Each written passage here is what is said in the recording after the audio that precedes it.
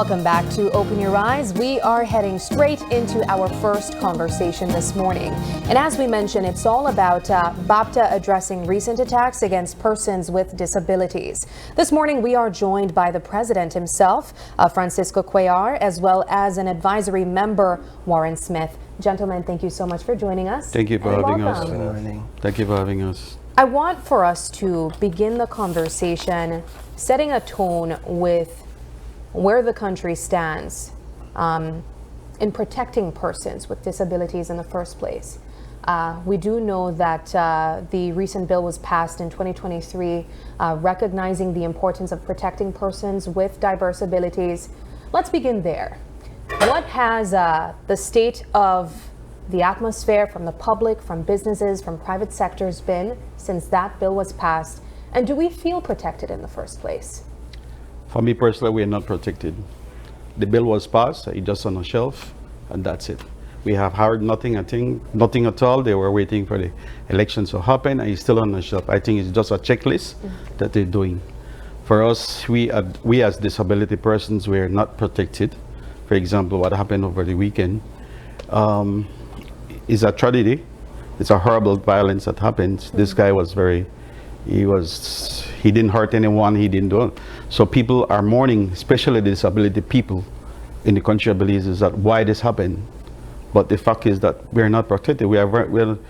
They are not protecting us. The thing is that we as a society have to find a way. We can depend on the government, we can depend on police, because they only could do certain things. Yeah. For us as a society, as a family or a society, we have to teach our family or the persons within your family to respect others, especially disability people, pregnant women, elderly women, because we don't see that in the society in Belize. You know, the association itself, it's not a new association. It's been around for quite a while. I think it's also more on the vocal side as well. We've seen previous presidents before, the recently passed, the late passed Mr. Tios as well, be very vocal on various platforms speaking about the plight of persons with disabilities.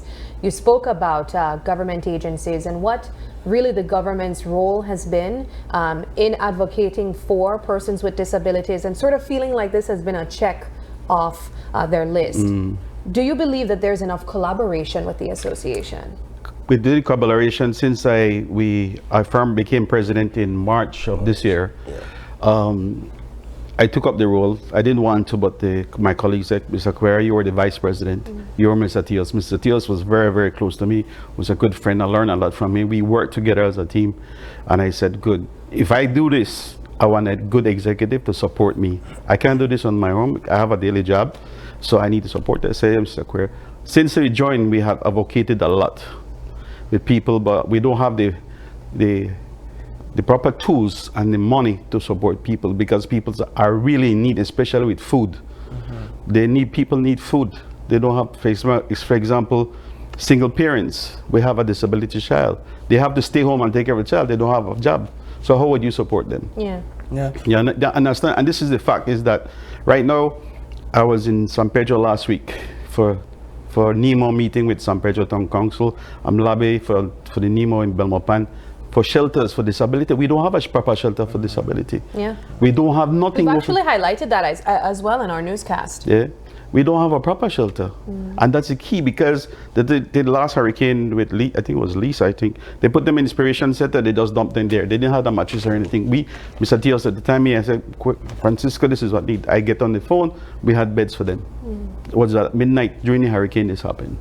The fact is that we need the proper tools. We need the facilities. We need the collaboration of people within the society, with not exactly government, with businesses and everything. All stakeholders to support the disability people. The fact is that we are here. For me, for example, my executive, we are fighting for this with other people with disability. My important thing is right now is data. We don't have proper data. Each organization, for example, and Sickle Cell, Cancer Society, autism, they have their own data. So we need to compile it and come as one. But we'll get there as soon as possible, because I bring that up a lot. We don't have proper data. But the thing is that we need the support from the society and stakeholders to help us to find the way move forward. I know the death of Mr. Theos was a great shock to us, especially me. The office is closed right now. Hopefully by this ending of this month, the office will be open already. Because when you go there, you see him there. He's there every week. You see him, but he's advocating, and that's the same thing I would do. A step higher than what he did to do it. Because we are not getting the support we need. I want to bring Warren into the conversation, just for you to expand on what Mr. Cuellar is saying about the needs and the gaps in what your observations have been. I believe the persons with disability, BAPDA community is growing over the years. My observation is the lack of resources, the support from the general public, building awareness. A lot of youths today are lack of knowledge about how to respond to someone with disability or how to deal with someone with disability. I believe that by building awareness and advocating for the proper changes needed, by educating, people will get to know more about persons with disability. Maybe that way we can have inclusivity within the schools.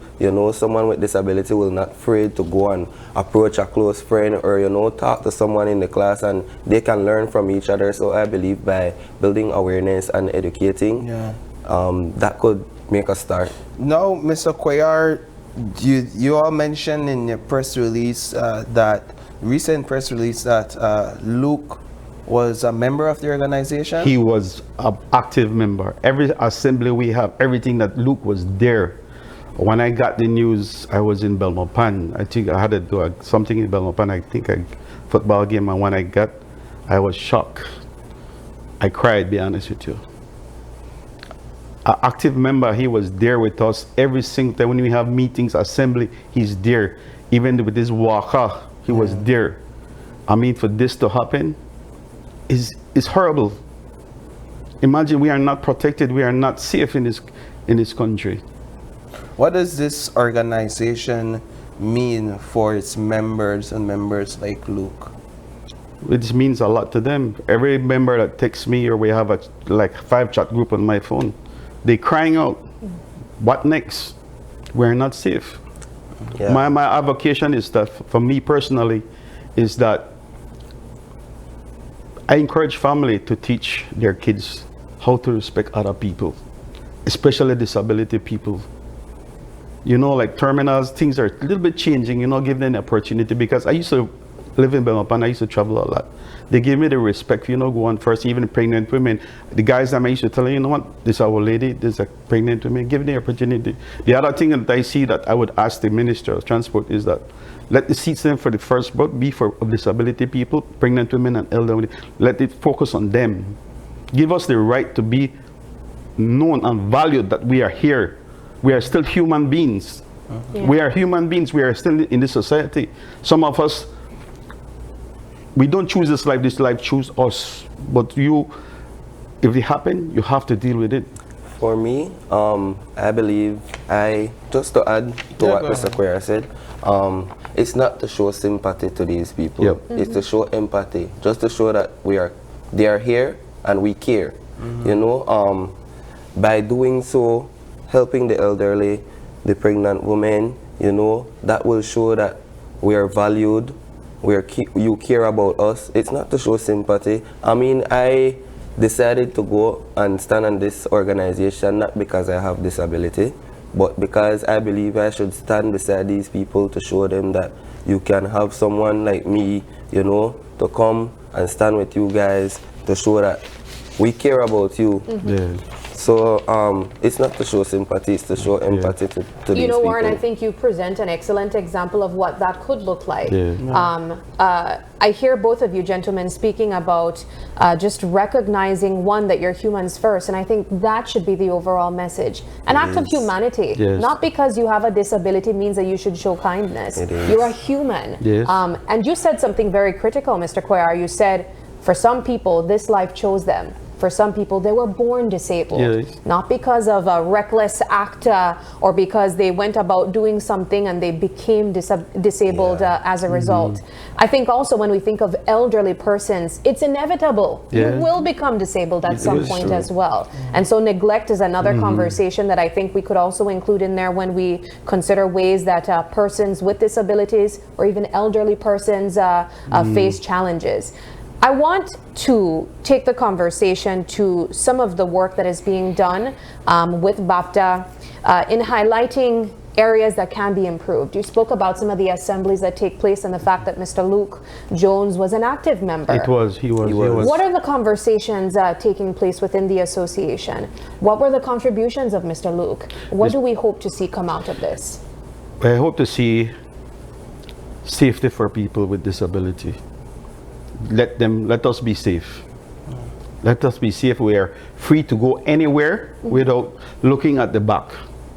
That's important to everybody. Is that a conversation that takes place within the assembly meetings? It Yes. is a conversation that Do you takes have place. persons coming and saying, I don't feel safe in this vicinity? Yes, They do. they do.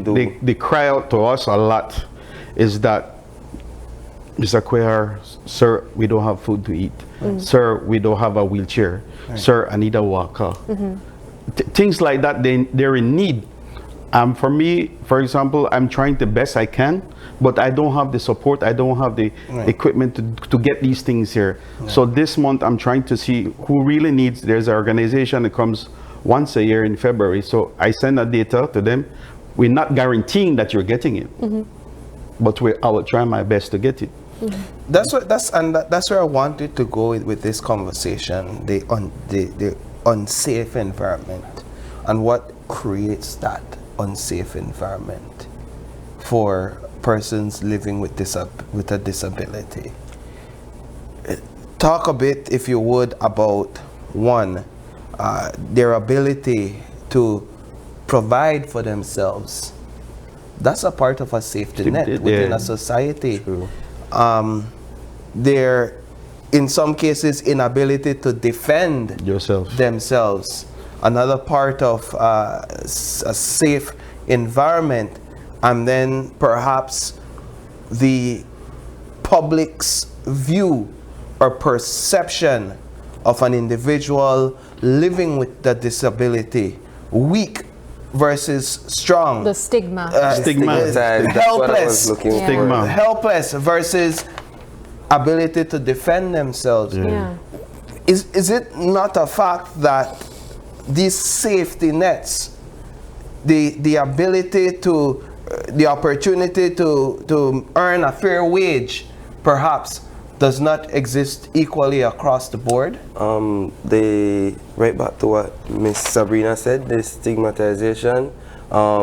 In certain vulnerable communities, a person with disability, based on my observation, have to have somewhat of a guard up for trying not to be bullied or looked upon or frowned upon. So these persons are always walking around maybe with a guard up to maybe not feeling overwhelmed by the bullying or So I do believe that stigmatization causes a lot of these trauma to these people as well. And when it comes to earning a fair wage or a living wage, where are we with that, where persons with disabilities are concerned? Is it your view that workplaces are open and willing to hire persons and help them make a means? Paul, be honest with you, I'm not so sure, be honest with you. And that's the lobby that people could find a job. Because you know what, with that, they could sustain themselves. I'm playing out to the stakeholders right now. If you can help one person a month with a disability to provide food for his family or himself, that will be good. That will be good. That will sustain themselves. They don't depend on others or the government or anybody to give you food or whatever. When we had the election, the lady from National Trade Union, she was the speaker, and she's willing to support us and protect persons with disability who are working. They're not stigmatized. They're not treated badly and everything. She guarantees us that will happen. Mrs. Wade.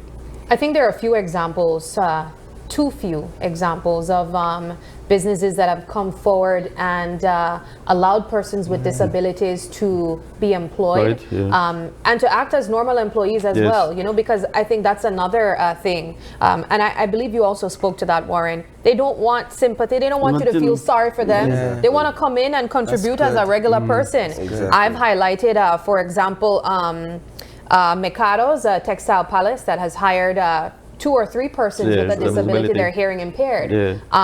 And these persons, they want to work. There are other businesses here in Belize City that has persons confined to a wheelchair. But as long as they're able to move their hands or speak with their mouths, they will get up and do something. They will contribute to society in any way that they possibly can. I think we see other examples of persons with disabilities having small businesses, being entrepreneurs. We can do our part by supporting them as well. And so I go back to the very same point you mentioned, Warren. It's not about sympathy, it's about empathy, it's about humanity, and recognizing that we all have a role to play in protecting and supporting these persons. Yeah, you said two important points, and I'd like to expand on it.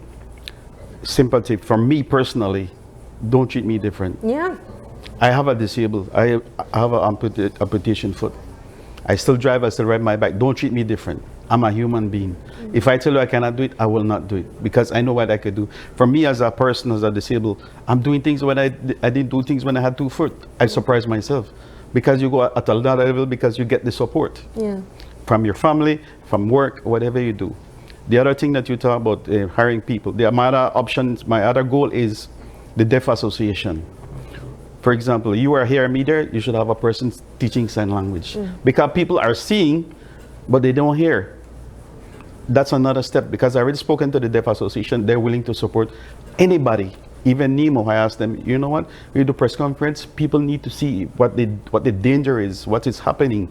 And they're willing to do that. The Deaf Association is, even I encourage you guys, if you could hire someone with sign language when you're talking or whatever, it's nice, because you're open up to people. You know what, we're not vulnerable, we want to learn, we want to do things. That way they'll feel included. They feel included. They will feel included. Because everything that we do or we say, it is important. How do we get there when, as a society, we've found ourselves in a position where a man can look at a disabled person like Luke and with vengeance in his heart take his life, knowing fully well that he is defenseless? He's defenseless, yes. It begs the question, where do we begin? Where do we even begin when you have individuals in a society that thinks and acts like that? Paul, what you said is true. Luke was a person, he could not defend himself. Couldn't defend himself. That guy do not hurt anybody. So why he has the right to someone to do something like that? You know, it pains me, because the fact is that we are not safe. Anywhere you go, if you're disabled, they could shoot you, or they could kill you, or whatever. It doesn't matter. But the fact is that people have to learn to respect us. Do not hurt us. Treat us equally. The fact is that we're just like you. Luke was born like that, the way he is. To do something like that, it hurts. It hurts the whole Disabilities Association, disability family in this country. Countrywide, people come and say, why this happened? Why? Mr. Luke was the 3rd person in months to die from gunshot violence in vulnerable communities. And from I was little, just going to La Popular Bakery, Mr. Luke greeted at the door, you know, and I went on the scene after I heard, wasn't even thinking it would have been somebody like Mr. Luke, you know? And upon me getting on the scene, it was devastating. I had been familiar with his mother. She was a nice lady. I believe that it started right back at knowledge, lack of knowledge, they don't use to or know how to treat someone or even feel for someone with disability, you know. So right back to building awareness, I believe that those are the very first start we need to do to get it out there. Again, people with disability are stressing that they don't feel safe. Yeah. You know, though, I think that the example of Luke and the two other persons in just a span of months that were killed by gun violence are extreme cases. Really but the reality extreme. is that persons living with disabilities experience neglect more than anything from their loved ones, even from in the homes that they're living in. And in a lot of cases, that's what results in us seeing these persons standing and begging for resources. As Paul would have mentioned, we saw Luke at La Popular, not because he was employed there. He was asking for any sort of help that he could possibly get. And I think that's a conversation that we're not prepared to speak about either. Oftentimes, some of the persons begging on the streets are people that are disabled. Not because they want to be there. Or because they're homeless. Not because they're addicts. No. They have no resources. And a lot of times, they're not even getting it from the homes that they live in. If we had the resources to help these people, I would love to help them. And they probably wouldn't even be out there. Be out there, none at all. But we, as BAPDA, yeah. my executive, we don't have the resources to help these people. If we have the resources, man, we didn't worry about it. Even before Mr. Teos died, he wanted to, we had a discussion where we were at Samuel Haynes. There's a lot of space there. We were trying to build a kitchen, at least feel the disability once a week. But we were in the process of it. People as stakeholders to donate to things like that. Probably ask people come cook for one free, you know, volunteer, just cook for these people. But it didn't happen. He died. I'm trying to do that. See, like I said, hopefully this month, ending of this month, the office will be open. I will see how we can do it and everything we can do. The relationship between Luke and La Popular though struck me immediately. Immediately. At the moment I saw it, I said, wait, what? And that was before they even put up a remembrance outside.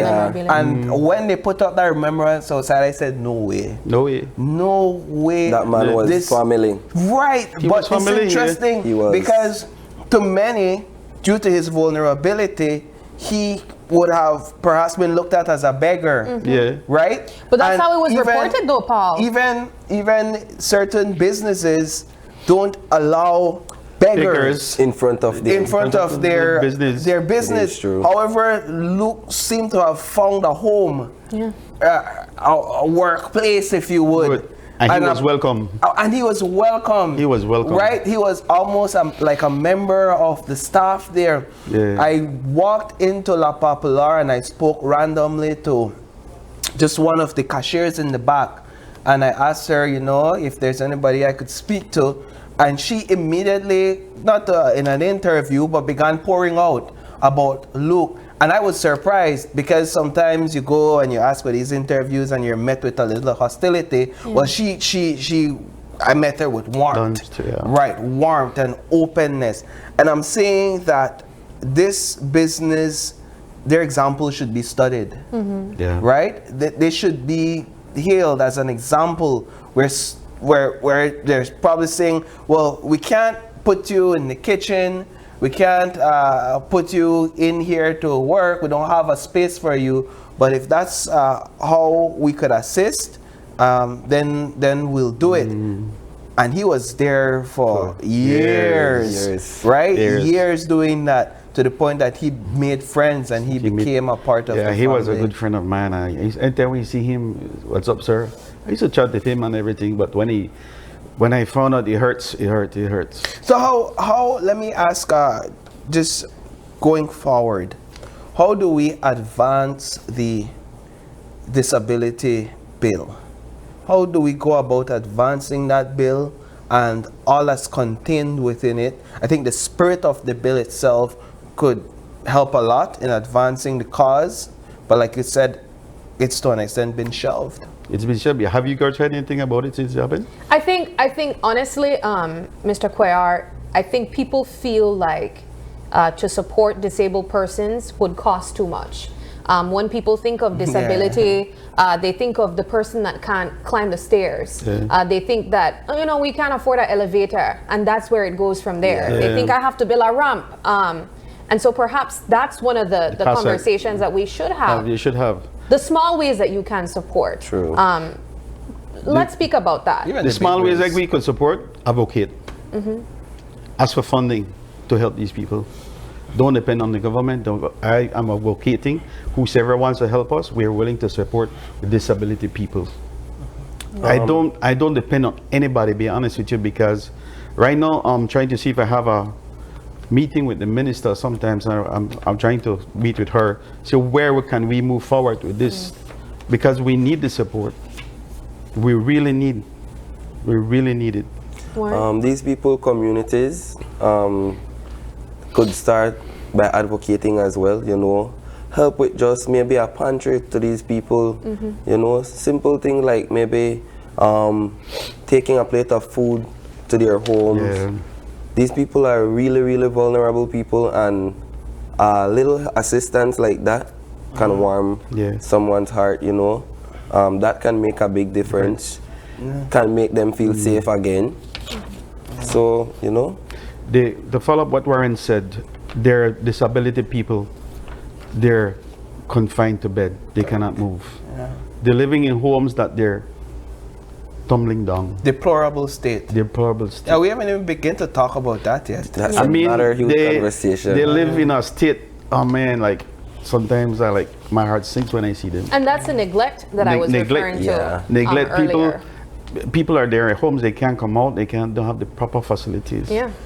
And it goes right back to resources, because a lot of the families don't have the resources. That's what I'm just going to say. We could say it neglect, but we are talking about a vulnerable family in a vulnerable community. All around, the situation is bad. And there is, I could say positively, there's some people in the city, I think small organizations, they take food to them at least once or twice a week, so they can have food to eat. There are people, families that are around probably Mahogany here. I think there's a couple, like 3 or 4 families that help other people this way because they know they see it, so they take food to them at least once or twice a week. And the question is, while they're bedridden, while they're unable to come out and fend for themselves and provide for themselves, who are their voices? And that's where you all come in. If you don't amplify their voices, how will they be heard? Like I say, I don't like to talk too much. I prefer act. Because if you talk, lips just move. What you do, nothing. Lip service. Lip service. I don't believe in that. And like I tell my executive, you will work for me. We won't talk much. We talk. We say what to do. We have a plan. We execute. Execution. Because we don't sit on that. I don't believe in that. Final question for me. What are your observations when it comes to the engagement between law enforcement and persons living with disabilities? What are we hearing where that is concerned? For me, I didn't hear anything that they treat disability people bad. I think there was I don't know if I'm right, they had a training how to treat disability people. The enforcement is, I give them the kudos to them. They are very respectable to disability people, and so I haven't heard anything as yet. The only thing I've heard a couple months ago is that they moved one person off the electric bus about a month ago because he was in a wheelchair, but he didn't smell properly, so they removed him. I'm looking into that too. You cannot treat people like that because he smelled bad. You move him off the AC bus. No, I don't know if it's true or not, but this is what the message I got. But I'll need to find out more about that. But the enforcement, the police and everybody, they treat people, as far as I know, they're treating them well. Very good. Very good. Okay. Well, we do have to wrap up this conversation, but before we close off, we want to leave you gentlemen with a motivational quote this morning. Yes. This morning's motivational moment is, nothing great is ever achieved without enduring much. This comes from Sister Catherine of Siena. Again, nothing great is ever achieved without enduring much. Beautiful quote. Beautiful quote. Indeed, that is true. That is true. We take a quick break now, but don't go anywhere, because when we come back, our second conversation will be Bell Trade championing seaweed entrepreneurs abroad. Don't go anywhere. We'll be right back.